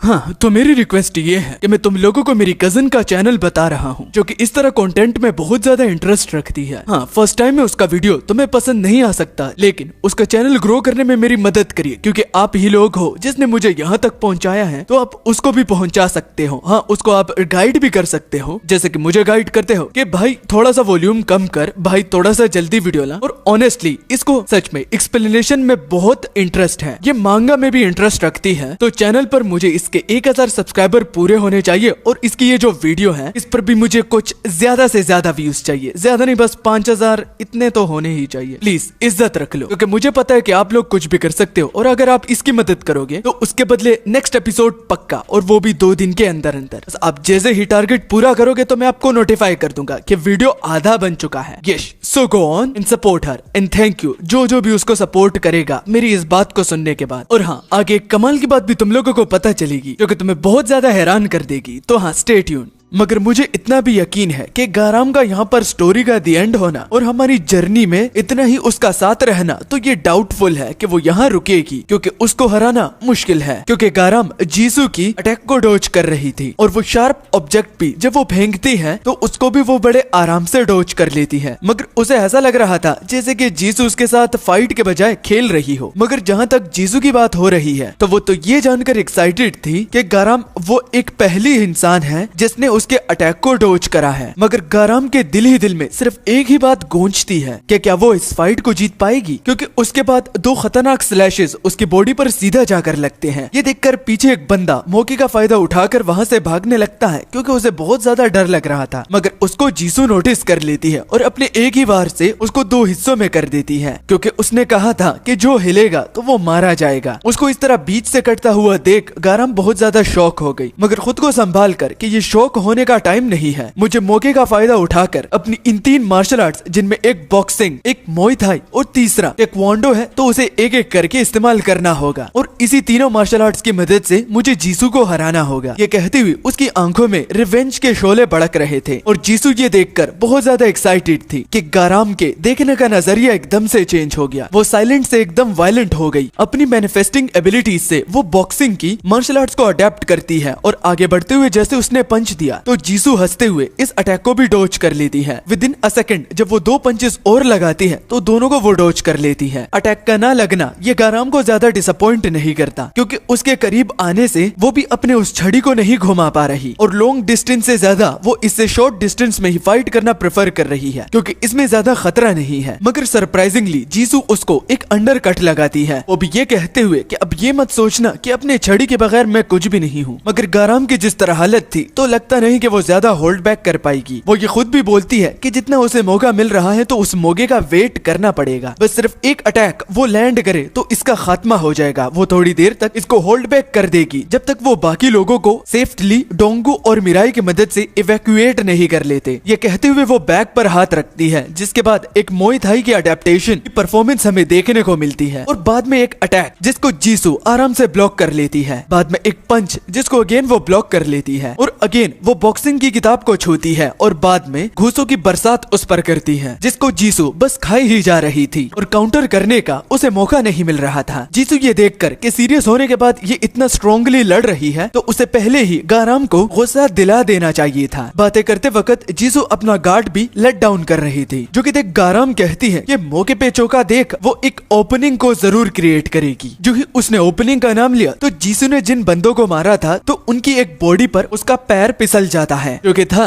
एक ओपनिंग और गोल्डन अपॉर्चुनिटी देखकर गाराम जो कि कह रही थी कि बस एक अटैक वो लैंड करे तो वो इसको होल्ड बैक कर सकती है, तो जब उसने जोर की लात देना चाहिए तो मिड एयर में जाकर उसने गलती कर दी, क्योंकि वो रियलाइज ही नहीं कर पाई कि अब उसका डोज करने का कोई भी सिनेरियो नहीं बनता, और बैम उस छड़ी से गाराम को एक बहुत गहरा जख्म पड़ता है और उसको दूर फेंक देती है। जीसू ये बोलकर कि उसे क्या लगा कि वो थोड़ी देर के लिए उसके साथ खेल ही क्या रही थी कि गाराम को लगने लगा कि वो उसे हरा सकती है, मगर खैर फाइट का रिजल्ट जो कुछ भी हो, लेकिन अब उसे बोरियत फील नहीं हो रही। जब जीजू आगे बढ़ती हुई कहने लगी कि क्या तुम और खेलना चाहती हो, तो गाराम दंग से दंग रह गई। खौफ उसके सर पर मंडरा रहा था कि अब वो मरने वाली है। वो जीसू से कहती है कि उसके करीब मत आना, और वो जमीन पर रेंगती हुई पीछे जा रही थी। उसे लगने लगा कि शायद ये उसका आखिरी दिन होने वाला है, मगर खौफ के मंडराने की वजह से वो भूल गई कि मीराए उसके पीछे आ चुका है। जब गाराम उसके साथ टच होती है तो मीराए कहता है कि कैप्टन ने सिर्फ तुम्हें अबैंडन करने को नहीं कहा, उसने ये भी कहा था कि जब डेस्परेट सिचुएशन हो तो तुम्हारी मदद भी करनी है। तो क्या तुम्हें अच्छा लगेगा कि तुम्हारे बीच फाइट में ही मैं तुम्हारी मदद करूं? तो ये बात गाराम को बहुत ज्यादा लगती है। तो मीराए को देखकर उसे अपना अतीत याद आ जाता है, जिसमें कैसे उसने छोटी होकर ये ठान लिया था कि वो एक हीरो बनेगी। तो ये डर आखिर उस पर इतना हावी कैसे हो रहा है? मीराए का चेहरा देखने के बाद वो थोड़ा बहुत काम डाउन हो गई है और मीराए की मदद को टुकराती है कि नहीं, वो अकेले ही इसे संभालेगी। गाराम कहती है कि मीराए खुद भी एक छोटा बच्चा है, मगर फिर भी वो इतना ज्यादा ताकतवर है, उसे डर नहीं लगता। तो अब जाकर जब वो एक एडल्ट हो गई है, मतलब कि गाराम तो अपनी बचपन की बातों को याद करके वो इतना तो समझ गई है कि बड़े होने के बाद तुम्हारा सोचने का पर्सपेक्टिव बदल जाता है। क्योंकि अभी तक जो मैं सोच रही थी तो वो एक छोटे बच्चे की तरह थी। मुझे इस बात की टेंशन थी कि इस फाइट को कैसे जीतना है। हालांकि मुझे ऐसा सोचना चाहिए था कि इस फाइट को जीतने के लिए मुझे हर हालत कुछ न कुछ तो करना ही होगा। ये कहती हुई वो एक एडिशनल किताब को निकालती है, जो कि एक नोवेल थी, और उस नोवेल में सुपर नेचुरल पावर्स थी जिसको वो एब्जॉर्ब कर लेती है। आसपास की जगह बिजली के कड़कने से एकदम रोशन हो जाती है। इतनी तेज रोशनी को देखकर जीसू भी बहुत ज्यादा सरप्राइज हो गई और वो कहती है, क्या तुम्हारे पास मेरे लिए एक सरप्राइज है? जल्दी दिखाओ, मुझे देखना है, मुझसे वेट नहीं हो रहा। और इस नोवेल को एब्जॉर्ब करने के बाद वो एक तेज सी बीम उसकी ओर फेंकती है, जो कि कामेहामेहा से कम नहीं, क्योंकि वो सुपरनेचुरल पावर्स अब यूज कर सकती है, वो भी इस नोवेल को एब्जॉर्ब करने के बाद। वैसे मेरी एक थ्योरी है कि ये लड़की गोकू को तक हरा सकती है। अब तुम लोग बोलोगे क्या भाई क्या बक रहा है, क्या गोकू इसको मार डालेगा? तो देखो, ये किताबों से नॉलेज एब्जॉर्ब करती है ना। जरा सोचो, अगर इसको सारे वर्ल्ड्स के बारे में पता हो, गोकू के बारे में, बीरस के बारे में, ब्रोली के बारे में, जेनोस के बारे में, साइतामा के बारे में, तो अगर वो इनकी एबिलिटीज को किताब में लिखकर उसे एब्जॉर्ब कर ले तो क्या होगा? वैसे ये जस्ट मेरी एक थ्योरी है, और अगर ऐसा होता तो यही मेन प्रोटैगनिस्ट होती। लेकिन ये एक फैक्ट है, अगर ये सच होता तो कि ये लड़की पूरे एनिमे वर्स को सोलो कर सकती है, यहाँ तक कि जिन्वू भी इसका कुछ नहीं बिगाड़ पाएगा। जरा सोचो मेरी बात को, और ये मत कहना कि भाई गोकू तो मेरा बाप है। बच्चों की तरह मत सोचो, जरा लॉजिकली सोचना, क्योंकि मैं देखता भी हूँ कि जब भी गोकू की बात आती है ना कि कोई उसे हरा सकता है, तो उसके ये डाई हार्ट फैन जो है उनकी गांड जल जाती है। मैं भी गोकू का फैन हूँ, लेकिन अगर लॉजिकली सोचूं, ये लड़की बड़ी खतरनाक हो सकती है अगर इस बुक पर जो कि मैंने बताया वो उसके हाथों लग जाए। अच्छा, तो हम कहाँ थे जब गाराम ने सुपरनेचुरल पावर की मदद से एक कामेहामेहा जीसू पर छोड़ दिया था? तो वो इतनी ज्यादा पावरफुल होती है कि जीसू को लगा कि ये उसे कुचल देगी, मगर जैसे तैसे करके भी वो उस कामेहामेहा को डिफ्लेक्ट मारती है। मगर अब उसकी फटके हाथ में आ जाती है, क्योंकि उसने बड़ी मुश्किलों से इसको डिफ्लेक्ट मारा है, और अगर ये उसे छू कर भी जाता तो उसकी पूरी बॉडी रेजा रेजा हो जाती। इसलिए वो यहाँ से भाग निकलने का प्लान सोचती है, क्योंकि अभी के लिए अगर वो यहाँ पर रहेगी वो जिंदा नहीं बच पाएगी। जबकि अगली ओर गाराम का हाथ दर्द कर रहा था, सॉरी आई मीन शोल्डर दर्द कर रहा था, वो भी इस वजह से क्योंकि कामेहामेहा और इस सुपरनेचुरल पावर को वो सिर्फ ऑलमोस्ट 2 मिनट तक ही यूज कर सकती है, क्योंकि ये इसके बॉडी पर बहुत ज्यादा भारी पड़ता है और कॉन्सिक्वेंसेस से भी उसे गुजरना पड़ता है। इसलिए जो भी गाराम को करना होगा तो इस 2 मिनट के अंदर अंदर उसे खत्म करना होगा। और जैसे कि जीसू ने डिसाइड करा था कि वो यहाँ से जाएगी, वो पीठ दिखाकर जाने लगती है, एक ऑकवर्ड सी वॉक करके, कि गाराम पीछे से एनर्जी ब्लास्ट उसके सीधा सिर पर मारती है, जिससे वो मुंह के बल गिरती है। और उसको बड़ा ही गुस्सा आता है, क्योंकि अपने चेहरे को वो कभी भी खराब होता हुआ नहीं देख सकती। और गाराम का तो ये प्लान था कि वो यहाँ से पहले भाग निकलने का सोच रही थी, लेकिन अब वो इस मक्कार औरत को मार ही डालेगी, जो कि सुन जीसू को बड़ा ही गुस्सा आया। वो खुद को तसल्ली देकर गाराम को ऐसे शो करवाती है जैसे गाराम पर वो दया दिखा रही है। और अब जबकि उसका मन भर गया है और मारने का उसका मूड नहीं है, तो फिर क्यों गाराम उससे पंगा ले रही है? तो सिंपली गाराम इन सारे इमोशंस को रिजेक्ट करती है, क्योंकि वो चाहती ही है कि जीसू सीरियस हो जाए और अब वो दोनों रियल में फाइट करें, इज्जत उसकी मिट्टी में ना घुल जाए। इसलिए जीसू उस पर अटैक करती है, वो भी फ्रस्ट्रेट होकर। वो सीधा अपनी छड़ी से वार करती है, जो कि इतनी शार्प थी कि छू कर ही बंदे को बीच से काट सकती है। मगर अब जो छड़ी गाराम को लगी है तो वो एक अजीब सी आवाज को क्रिएट करती है, जो कि बाद में पता चला कि सेकंड टेक्निक से गाराम ने अपने इर्द गिर्द एक शील्ड को भी बना लिया था। इस वजह से तो वो छड़ी उस तक पहुंच ही नहीं पाई। अब जीसू बहुत ज्यादा गुस्से में आ चुकी थी क्योंकि अब उसका हर एक वार बेकार जा रहा है। तो वो अपने बैग से स्टार्स निकालती है, वैसे इसको निंजा स्टार्स भी कह सकते हो। वो अपने को मिलाकर बाकी तीनों बहनों के साथ एक साथ ही वार करती है और उसे लगता है कि अब इसका डॉज करना मुश्किल होगा। आते हुए स्टार्स को देखकर गाराम कहती है कि अब वो क्या करे। तो उसको नोवेल के कुछ पेजेस याद आ जाते हैं जिसमें डायरेक्ट असॉल्ट का एक अटैक था जो कि शॉक वेव्स को क्रिएट करता है। ये कामेहामेहा की तरह होता है, लेकिन ये एक हाथ का कामेहामेहा है और जो ही वो परफॉर्म करती है तो वो स्टार्स उस तक पहुंचने से पहले ही प्रेशर की वजह से दूर गिर जाते हैं। मतलब कि ये वाला अटैक भी जीसू का बेकार गया। जीसू अपनी बहनों से कहती है कि जाकर वो शूटिंग स्टार उसके वापस ले आओ, मगर वो चारों एक दूसरे के साथ जोड़ी हुई है इसलिए तो हर एक वर्ड वो कॉपी भी करती है। कि तभी अगली और मालूम हुआ कि गाराम खुद को बहुत ही ज्यादा पुश कर रही है। वो इस टेक्निक और इस मार्शल आर्ट्स को कभी भी ज्यादा देर तक होल्ड नहीं कर पाएगी और 2 मिनट बस खत्म ही होने वाले हैं, जो कि देखकर वो एक लास्ट अटैक करने वाली थी कि जीसू ये समझ जाती है कि ये खुद को अब पुश कर रही है और जो अटैक आने वाला है तो वो बहुत ज्यादा ऑब्वियस है। मतलब कि जीसू उसे पहले से ही समझ लिया है, तो इसका मतलब वो इसको डॉज भी कर सकती है, वो भी आराम से। जो कि सामने से अटैक आया तो ऑब्वियसली जैसा उसने एक्सपेक्ट करा था तो वो उसको डॉज कर लेती है, वो भी सही सलामत। और उसके पीछे आकर गाराम पर हंसने लगती है, वो भी बड़े जोर जोर से। कि जिस तरह वो खुद को पुश कर रही थी तो ये ऑब्वियस बनता था कि ये अटैक करेगी, वो भी एक डायरेक्ट अटैक। और अगर उसे डायरेक्ट अटैक करना ही था तो वो इस आखिरी अटैक में अपनी पूरी एनर्जी का यूज करके उसको खत्म कर सकती थी, जो कि अब नहीं होगा क्योंकि ये अटैक उसका वेस्ट जा चुका है। और पीछे उसकी बैक वाइड ओपन है, मतलब कि वो जीसू के अब इस अटैक को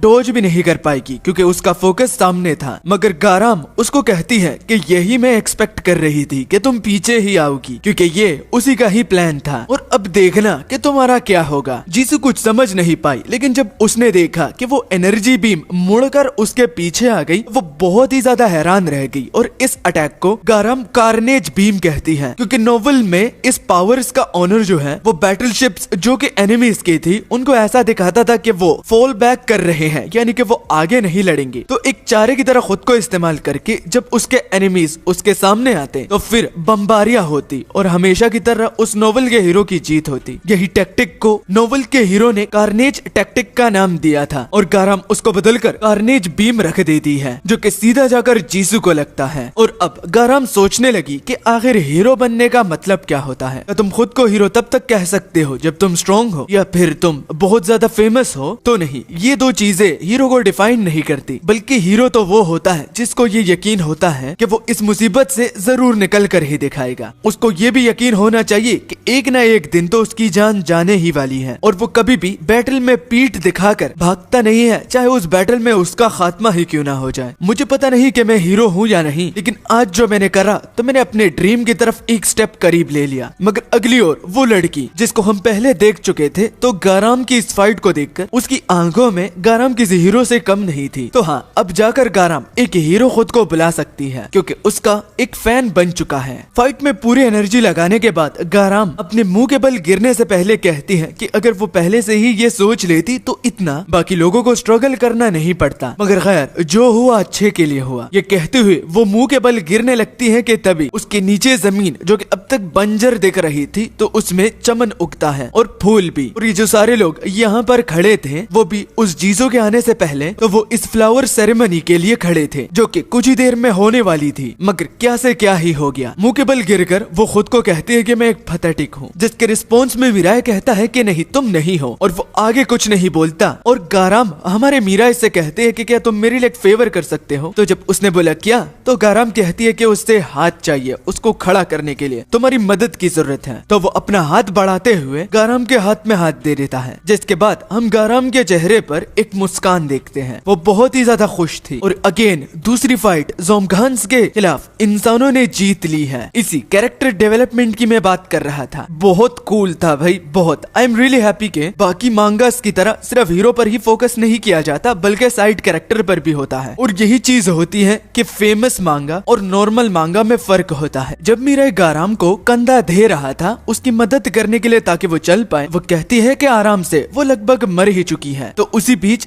सामने से मिन सियोंग किम भी आ जाता है, जो कि रोते रोते उसको थैंक यू कह रहा था और उसके मुंह और हर एक जगह से खून निकल रहा था जब वो थैंक यू बोल रहा था। मेरे खुद को उसे पुश करने से मना करती है कि उन तीनों को पीछे से डोंगू देख रहा था और वो पीछे से सिर्फ एक ही बात दोहराता है, मुझे लगा गाराम मेरी तरह ही होगी, मगर वो कितनी ज्यादा औसम है, मैं तो अपनी टीम में एक यूजलेस हूँ। तो लेडीज एंड जेंटलमैन, तो क्या अब हमें डोंगू का कैरेक्टर डेवलपमेंट देखने को मिलेगा? तो बता दूं, इतनी आसानी से नहीं, क्योंकि मैंने इस मांगा को आगे पढ़ रखा है और इसके बाद एक बहुत ही लंबी फाइट आने वाली है जिसको मैं 2 पार्ट्स में एक्सप्लेन करूंगा, क्योंकि एक में भाई तुम लोगों से रहा नहीं जाएगा और मैं उसका हर एक डिटेल एक्सप्लेन करूंगा, क्योंकि हर एक चीज एक से बढ़कर एक औसम है। और जिस रांझाई फूल को वो ढूंढने के लिए आए थे, तो विलेज के लोग एक गुफा में ले जाकर बहुत सारे फूलों से उनको हैरान करके रख देते हैं। विलेज के लोगों के हिसाब से उन्होंने इस फूल से खाना बनाने की कोशिश करी, लेकिन इसका टेस्ट बहुत ही ज्यादा गंदा था, ये उनके किसी काम का भी नहीं है, तो वो जितना चाहे उतना ले जा सकते हैं। गाराम खुश हुई कि चलो कुछ तो ढंग का हुआ, मिशन भी कंप्लीट और फूल भी अपने हाथों में, तो वो कलेक्ट करने लगते हैं। उसी दिन के शाम हमने देखा लोगों के लिए कब्र खोदी जा रही थी और उन लोगों को दफन करने के बाद मिन सियोंग किम बहुत ही ज्यादा उदास था, क्योंकि उसे खुद को हीरो बुलाने में शर्म आ रही थी। अगर वो अपने बंदों को ही नहीं बचा पाता आज इन लोगों की मदद से, तो कोई भी जिंदा ना बचता। तो गाराम समझ लेती है कि मिन सियोंग किम आज क्या फील कर रहा है। वो आकर कहती है कि वो कुछ टाइम तक अपनी लोकेशन को चेंज कर दे, वो अपने डिपार्टमेंट में वापस जाकर यहाँ पर कुछ सप्लाईज भेजेंगी जिनसे वो तुम लोगों को उधर तक ले जाएगी, मतलब कि इवैक्यूएशन मिशन होगा। तो डोंगू कहने लगा कि मीराए की मदद से इन लोगों को ले जाते हैं ना, जिसको करने से गाराम मना करती है, क्योंकि जिस येंगसान जगह पर वो है तो उसके करीब बुसान और चैंगवोन भी मौजूद है। अगर वो एक एक करके लोगों को ले जाएगा और किसी ने उसे देखा तो बहुत बड़ी दिक्कत हो जाएगी, इसलिए टॉप प्रायोरिटी इन फूलों को वापस हेडक्वार्टर तक ले जाना है और इस चीज की खबर देनी है, ताकि बाद में सर्वाइवर्स को रेस्क्यू किया जाए। और एकदम से ही डोंगू उसकी बात के साथ एग्रीड हो जाता है, जो कि गाराम के लिए भी काफी सरप्राइजिंग थी कि ये साला ये बंदा उसकी बात के साथ एग्रीड कर रहा है। मगर हमें पता है कि क्यों। जब लोगों को पता चला कि एक एवैक्यूएशन प्लेस भी मौजूद है जो कि यहाँ से बहुत सेफ है, तो गाराम कहते हैं कि फिक्र मत करो, जब वो पहुंचेंगे तो वहाँ से जरूर कुछ लोगों को भेजेंगे ताकि वो तुम लोगों को रेस्क्यू कर ले। मगर तब तक उन लोगों के साथ कांटेक्ट में रहने के लिए वो मिन सियोंग किम को एक रेडियो देती है, जिसको मना करते हुए मिन सियोंग किम एक्सेप्ट नहीं कर सकता, क्योंकि वो हीरो नहीं है, क्योंकि उसने देखा कि वो कितना थड़ थड़ कांप रहा था और वो कुछ भी नहीं कर पाया। तो गाराम कहती है कि ठीक, मैं समझ सकती हूँ, लेकिन जब हम दोनों तुम्हारे घर में बात कर रहे थे और एक धमाका हुआ तो तुम ही सबसे पहले भाग निकले, वो भी ये कहकर कि अगर वो हीरो ही नहीं लेकिन लोगों को प्रोटेक्ट करना उसकी जिम्मेदारी है, तो यही हीरो की एक निशानी है। उसकी बात के साथ विलेज के लोग भी मिन सियोंग किम को कहते हैं कि ये ठीक कह रही है, आप ही हमें काफी टाइम से प्रोटेक्ट करते आ रहे हो, तो आप ही हमारे विलेज के हीरो हो। मगर रेडियो को एक्सेप्ट करने से पहले वो गाराम से कहती है कि रुको। वो चला जाता है और काफी टाइम के बाद वापस आ जाता है। गाराम पूछने लगी कि तुम कहाँ चले गए थे, तो आकर वो गाराम का हाथ पकड़कर कहता है कि मैं मिन सियोंग किम नहीं, मेरा मतलब कि इस विलेज का हीरो, मैं वादा करता हूँ कि मैं इन लोगों को प्रोटेक्ट करूंगा और मैं तुम लोगों के साथ इस रेडियो के थ्रू कांटेक्ट करूंगा ताकि इवैक्यूएशन तक हम दोनों के एक दूसरे की खबर हो। ये कहकर वो अपने विलेज के लोगों की ओर जाकर कहता है कि अब चलो विलेज को भी रिबिल्ड करते हैं और ये भी सोचते हैं कि हम यहाँ से कहाँ जाएं। गाराम बहुत ज्यादा कंफ्यूज होगी कि आखिर इतने कम वक्त में क्या हुआ कि ये इतना ज्यादा चेंज हो गया। और अब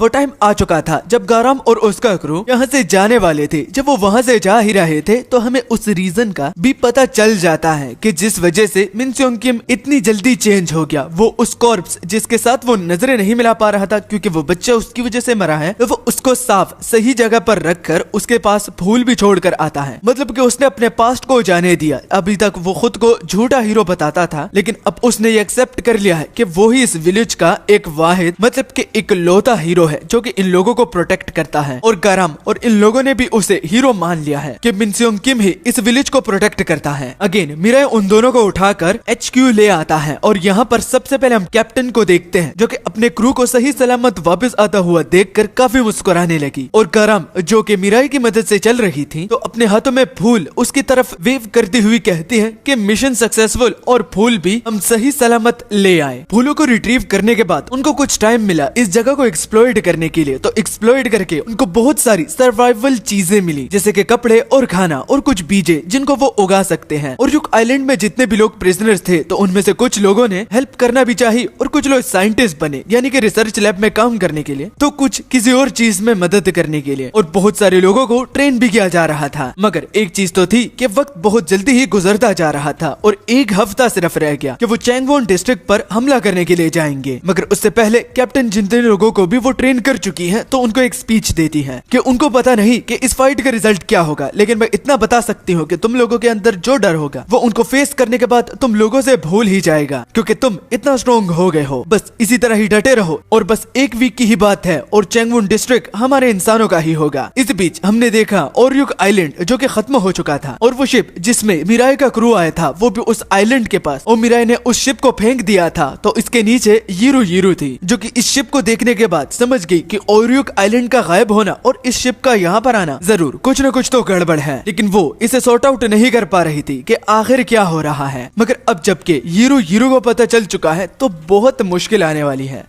वो ओरियुक आइलैंड के डिस्ट्रॉय होने तक और रिशुल के गायब होने तक ये सारी की सारी खबर नेट फेसी जो कि 4th नंबर की एग्जीक्यूटिव है सारा उसको बता देती है। नेट फेसी कहती है कि उसको काम में कोई भी दखल नहीं चाहिए क्योंकि उसके कुछ एक्सपेरिमेंट्स रहते हैं तो तब तक उसे कोई भी भगदड़ नहीं चाहिए, और वो यीरू यीरू से कहती है कि वो इस मामले को जल्द से जल्द सॉर्ट आउट कर ले। अपेरेंटली नेट फेसी को जीसू के बारे में भी पता चल चुका था, अब ये पता नहीं कि कैसे, लेकिन पता चल जाएगा कि येंगसान की पहाड़ी पर एक ह्यूमन से वो हार चुकी थी। जब उस पहाड़ी का यीरू यीरू ने सुना तो वो वहां जाने का ठान लेती है क्योंकि वो किसी किस्म की कॉन्सिक्वेंसेस से नहीं गुजरना चाहती, और खास करके टेराइटे को जब इसके बारे में पता चल जाए तो उसको काम डाउन करने के लिए यीरू यीरू कुछ इंसानों के सिर उसके पास ले जाएगी कि उनका गुस्सा कम हो जाए। जबकि अगली ओर हमने आइलैंड पर देखा कि वहाँ एक गेम चल रहा था, 2 टीम बनी हुई थी जिसमें टीम मीरा और टीम रिशुल थे। जीतने वाले को क्रैप क्रैकर्स दिए जाएंगे जो कि एक खाने की चीज है। रेड टीम जो कि टीम मीरा है उनका कैप्टन जो है वो इन्वेस्टिगेटर चो है, और रेड टीम का लीडर जो है वो वही गार्ड था जो कि जीयू के साथ प्रिजन से निकलने के लिए तैयारी कर रहा था, और इनका नाम होयोंग है। होयोंग के बारे में पता चलता है कि वो इससे पहले एक टीचर हुआ करते थे, लेकिन जमाना जैसे ही बदल गया तो उनको अपनी ड्रीम को छोड़ना पड़ा। मगर उस ड्रीम के बदले उन्हें एक नया सपना मिल गया है जो कि यहाँ पर वो पूरा कर सकते हैं। अपनी टीम को मोटिवेशन देने के लिए होयोंग एक चाल चलते हैं क्योंकि उनका अपोनेंट मीरा है और सब लोगों को मीरा से डर लगता है ऑब्वियसली क्योंकि वो बहुत ज्यादा पावरफुल है। तो थोड़ी बहुत मोटिवेशन देकर के हम ये जीत सकते हैं और वो क्रैप क्रैकर्स हमारी होंगे तो सारे लोग मोटिवेट हो जाते हैं, और यही देखकर इन्वेस्टिगेटर जो सेम करते हैं जिससे उनकी टीम भी सिर्फ और सिर्फ मीरा के अलावा बहुत ज्यादा मोटिवेट हो जाती है। होयोंग की चीज को कॉपी करके उनको बड़ा ही गुस्सा आया और वो इन्वेस्टिगेटर चोय को कहते कि तुझे शर्म नहीं आती मेरी कॉपी करके हुए। इन्वेस्टिगेटर चोय कहते कि शर्म किस बात की, प्यार और जंग में सब कुछ जायज है। और इसी तरह ये टूर्नामेंट स्टार्ट हो जाता है, blue team versus red team. तो इसमें कौन जीतेगा? जब रिशुल के लोगों ने हमला किया वो भी रिशुल के साथ, तो साइड में मिराई के न्यू कैरेक्टर से हम मिलते हैं जो कि एक लड़की थी और बहुत हॉट थी। इसका नाम हेमी किम है और ये मिराई की बिगेस्ट फैन है जैसे कि रिशुल है। वो मिराई को मास्टर बुलाती है कि क्या वो इन सब लोगों का सफाया कर दे, तो मिराई को समझ में नहीं आ रहा था कि ये उसका नाम कैसे जानती है और ये क्या बके जा रही है। तो हेमी किम मिराई की साइलेंस को हाँ समझकर उन सब पर टूट पड़ती है और वो एक ही बार में बहुत सारे लोगों को नॉकआउट कर लेती है कि तभी रिशुल उस पर हमला कर देता है। न कि सिर्फ वो अपनी टीम को जिताना चाहता है बल्कि उसने मिराई को मास्टर क्यों कहा, क्योंकि मिराई उसका टीचर है और वो किसी और को मिराई के करीब होता हुआ नहीं देख सकता। मगर हेमी किम भी रिशुल से डरती नहीं क्योंकि मिराई उसका मास्टर है और वो उसके लिए कुछ भी कर सकती है। तो गुस्से में आकर रिशुल हेमी पार्क पर हमला कर देता है जिसको वो बड़ी आराम से डॉज कर लेती है। हेमी पार्क रिशुल का मजाक उड़ाती है कि इस फॉर्म में वो कुछ भी नहीं उखाड़ पाएगा, मगर ये उसके लिए तारीफ थी क्योंकि ये फॉर्म उसको मास्टर ने ही दिया है, मतलब कि मिराई ने। ये उसको एक गिफ्ट की तरह लेता है, ना कि वो इससे निकलना चाहता है बल्कि वो इसमें रहना चाहता है, वो भी अपने मर्जी से। और ये चीज में रहकर वो खुद को मिराई का बहुत क्लोज पाता है। इतनी डिस्कस्टिंग बातों को सुनकर हेमी किम कहती कि तुमसे बड़ा गंदा ज़ॉम्बी मैंने आज तक नहीं देखा। और पीछे से जियोन और कैप्टन जो कि इन लोगों को देखकर एनालाइज कर रही थी, तो जियोन कहती है कि जो वेपन रेंजाई फ्लावर से बनाए गए हैं तो ना कि उनका सिर्फ काम यह है कि वो एक पावरफुल वेपन की तरह काम करते हैं बल्कि उनको जो भी होल्ड रखता है तो वो भी साथ में स्ट्रॉन्ग होता चला जाता है। इसी वजह से तो इन लोगों में से बहुत कुछ लोग ऐसे हैं जो कि ट्रांसेंडर अवेकन हुए हैं और कुछ ही हफ्तों के प्रोसेस में वो लोग बहुत ज्यादा हद तक स्ट्रॉन्ग हो चुके हैं। ये देखकर कैप्टन बहुत ज्यादा सेटिस्फाई थी। लोगों की ट्रांसफॉर्मेशन को देखकर बहुत सारे लोग फ्रंटलाइन को ज्वाइन करने के लिए आ रहे हैं क्योंकि उनको भी ट्रांसजेंडर बनना है। मगर इस बीच हम डोंगो को देखते हैं जो कि कहता है कि वो भी किसी से कम नहीं है। ये तभी उसके सिर पर, न कि सिर्फ उस बल्कि बहुत सारे लोगों के सिर पर कोई छलांग मारते मारते उनका फ्लैग जो है वो कैप्चर कर लेता है और वो और कोई नहीं बल्कि मीराई है। होयोंग ये देखकर कि मीराई का इस टूर्नामेंट में होना सरासर चीटिंग है तो वो रो रहा था, जबकि इन्वेस्टिगेटर चोय को बहुत गर्व हो रहा था कि उनकी टीम दोबारा जीत गई। हेमी किम अपने मास्टर की सक्सेस को देखकर बहुत ज्यादा इंप्रेस हो गई, जो कि देख रिशुल उसको कहता है कि अपनी नजरें नीचे कर, ठर की लड़की, मीराई सिर्फ मेरा है। और अपनी टीम को जितवाने के बाद सारे लोग मीराई को उठाकर उसको कांग्रेचुलेट करने लगते हैं। इस बीच जियून पीछे से कहती है कि हाँ सब कुछ ठीक तो चल रहा है, लेकिन वो अब तक इस सोल्यूशन पर नहीं पहुंचे कि मीराई के लिए कौन सा वेपन बेटर रहेगा कि वो मर जाए। ये अब तक एक मिस्ट्री है। तो नेक्स्ट टेस्ट सब्जेक्ट के लिए जब वो मीराई को अपने पास बुलाएगी तो कैप्टन इंसिस्ट करती है कि वो भी आना चाहती है, जिसमें मीराई को इंजेक्शन दिए जाते हैं ताकि वो सो सके और कुछ अच्छे अच्छे ड्रीम्स देख ले। मगर इतना वक्त हो चुका था और इतने ट्रॉमे से मीराई गुजर चुका था कि वो ड्रीम को भूल चुका था कि ख्वाब देखना भी एक नींद का प्रोसेस है। जब इंजेक्शन लगा के वो उसे सुला लेती है तो वो खुद को एक वॉइड में पाता है जो कि ब्लैक था और कुछ भी नहीं था वहाँ पर। तुम लोग सोच रहे हो कि ये टेस्ट किस चीज के लिए है, तो कैप्टन से मालूम हुआ कि वो अगर इसको मार नहीं सकती, जो कि मीराई की विश है, तो वो इसकी इंसानियत को वापस लाना चाहती है ताकि ये एक नॉर्मल ह्यूमन बीइंग की तरह एक्ट करे और उसके बाद वो सोचेगा कि उसको मरना है या जीना। तो अगर उसे मारा नहीं जा सकता तो उसकी ह्यूमैनिटी को कैप्टन और जियोन वापस ला रहे हैं ताकि ये मरने का बहाना छोड़ दे।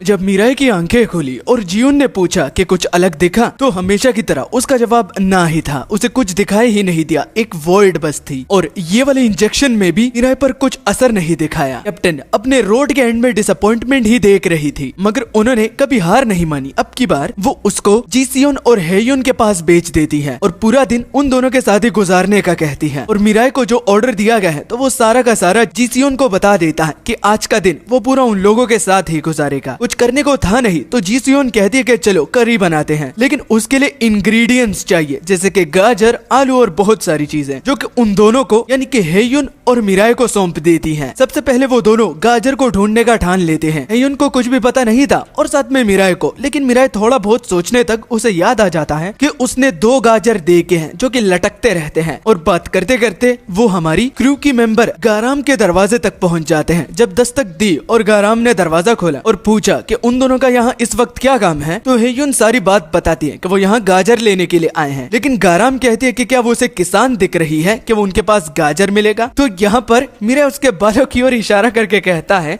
कि क्या वो दोनों गाजर नहीं है, वो तो हर रोज लटकते हैं। ये सुनकर उसको गुस्सा आ जाता है और वो दोनों को बाहर फेंक देती है, क्योंकि वो रेडियो पर मिनसियोंग किम के साथ सीरियस टॉपिक पर बात कर रही थी और यहाँ पर उनको मजाक ही सूझा है। चलो अब गाजर तो यहाँ पर नहीं मिले और दूसरे लोकेशन पर वो ढूंढने के लिए चले जाते हैं, जिसमें लास्ट होप उनका वही है जो कि उनको पहले सेल में तंग करता था। मगर जब रिशुल और मिराई की फाइट हो रही थी तो हेयुन ने उसकी मदद की थी और वो उस टाइम से लेकर आज तक खुद को प्रूव करने में लगा है, इस वजह से वो गाजर उगा रहा है। उसके पास गाजर थी लेकिन वो बहुत ज्यादा छोटी थी, पूरा का पूरा एक फार्म था और वो कुछ भी ले जा सकते हैं जितना वो चाहे, क्योंकि वो उस लड़की की मदद कर रही है जिसने उसकी जान बचाई है। जब कैरेट्स उन लोगों ने ले लिया, अब रहते हैं आलू, और आलू उसने नहीं उगाए क्योंकि अब भी कुछ चीजें यहाँ पर लैक करती हैं। लेकिन उसे याद आ जाता है कि उन्होंने समंदर में लोगों से सुना था कि कुछ आलू तैरते हैं, और यही चीज सुनकर हेयुन और मिराई जियोन के पास आ जाते हैं, वो भी ये कहकर कि क्या उनके पास कोई स्विमिंग सूट होगा, क्योंकि वो समुद्र में जाकर आलू को ढूंढना चाहते हैं। जियोन को कुछ भी समझ में नहीं आया, लेकिन फिर भी वो कहते हैं कि हाँ स्विमिंग सूट है, वहाँ से जाकर ले लो। कि तभी पीछे से इन्वेस्टिगेटर चोय आ जाते हैं। वो कहते हैं कि यहाँ पर उसने अपनी नाक की मदद से मिराई को महसूस किया, तो क्या वो यहाँ पर है? तो सरप्राइज के तौर पर मिराई वहाँ पर ही होता है, जो कि उसे बहुत ज्यादा शॉक कर देता है, क्योंकि उन्हें ऐसा लग रहा था कि वो मिराई का एक पालतू कुत्ता है और वो उनके साथ बाहर समुद्र में जाने का ठान लेते हैं, क्योंकि वो मिराई के साथ कुछ अच्छे मूवमेंट्स क्रिएट करना चाहता है ताकि मिराई को अकेलापन फील ना हो। W4 इन्वेस्टिगेटर चोय जब समुद्र में उन्होंने उस पोटैटो को देखा तो वो एक मछली के रूप में था। उन लोगों को लगा कि शायद ज़ोमगान्स के अपीयर होने के बाद ये एक नई स्पीसीज आ गई है, मगर उस पोटैटो फिश को एक बहुत बड़ी फिश निगल लेता है, जिसको सी किंग भी कह सकते हो। और कैसे पता लग गया कि ये सी किंग है? तो उस मछली के बॉडी पर बहुत ज्यादा स्क्रैचेस थी, सॉरी मतलब के स्कार्स, जिसे इन्वेस्टिगेटर चोय एक नजर देखकर ही बता सकते हैं कि ये सी किंग है, जो कि बाद में उन तीनों को नोटिस करने के बाद उनको निगलने के लिए आ रहा था। लेकिन मिराई को देखकर वो एक एकदम रुक जाता है। उसको डर के मारे पानी में ही पसीना आ रहा था और इसके पीछे का रीजन चलो जानते हैं कि ये इतना क्यों डर रहा है। तो जब रिशुल को नॉकआउट करने के लिए मिराई ने लास्ट अटैक किया था, जो कि कैप्टन ने उसे कहा था कि इसे मारना नहीं बस नॉकआउट करना है, तो आपको याद होगा कि वो एक बहुत खतरनाक और लंबा अटैक था जिसकी रेंज बहुत दूर तक थी। तो उसी अटैक से ये सी किंग, जो कि यहाँ पर फाइट्स को लड़ लड़ के खुद को बड़ा शाना समझ रहा था, तो वो उसके बाजू गुजर के उसकी एक फैंग को बीच में से काट देता है। और उसी दिन से लेकर आज तक सी किंग को लगता है कि उससे भी तगड़े लोग इस दुनिया में मौजूद हैं और वही तगड़ा बंदा आज उसके आंखों के सामने है। डर के मारे सी किंग, जो कि मरना नहीं चाहता, उस पोटैटो फिश को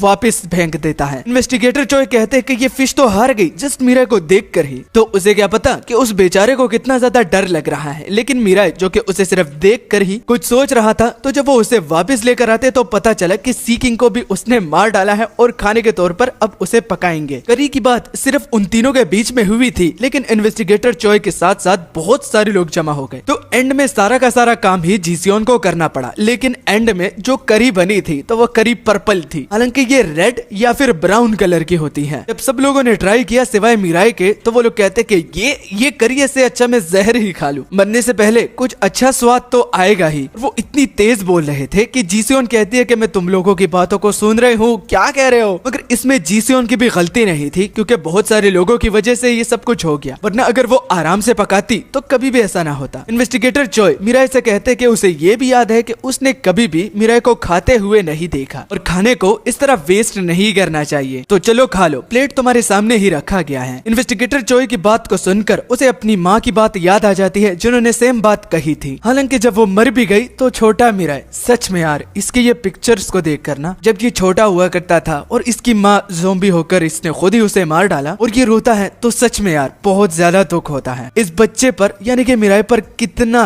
टफ टाइम बीता है और इस टफ टाइम में वो अकेला ही था और वो अकेला ही बड़ा हुआ है। इस वजह से हम समझ सकते हैं कि आखिर वो इतना ब्लैंक क्यों है, उसको सपने क्यों नहीं आते। तो आखिर में जब वो खा लेता है तो सारे लोग हैरान हुए, क्योंकि उन्होंने कभी भी मीराई को अपने आंखों के सामने किसी चीज को खाते हुए नहीं देखा। और वो जीसियोन के खाने के बारे में क्या सोचता है, जब सारे लोगों ने मिलकर पूछा तो वो कहता है ये बहुत बेकार है, जो कि जीसियोन को दोबारा डिसअपॉइंट करती है। और इन सब नजारे को कैप्टन देख रही थी। वो ये कहती है कि उम्मीद है कि तुम इस फंक्शन को ज्वाइन करने के बाद अपने इंसानियत और अपने अतीत को भुलाने में थोड़ा करीब आ चुके होगे। जबकि अगली ओर हमने देखा उसी रेडियो को जो कि जमीन पर पड़ा था और उस पर काराम मिनसोंग किम के साथ कांटेक्ट करने की कोशिश कर रही थी, लेकिन वो रिस्पॉन्स नहीं दे रहा था। तो हमें पता चला कि वो सारे के सारे लोग मर चुके हैं और उनको किसने मारा, तो ये यीरू ने किया है।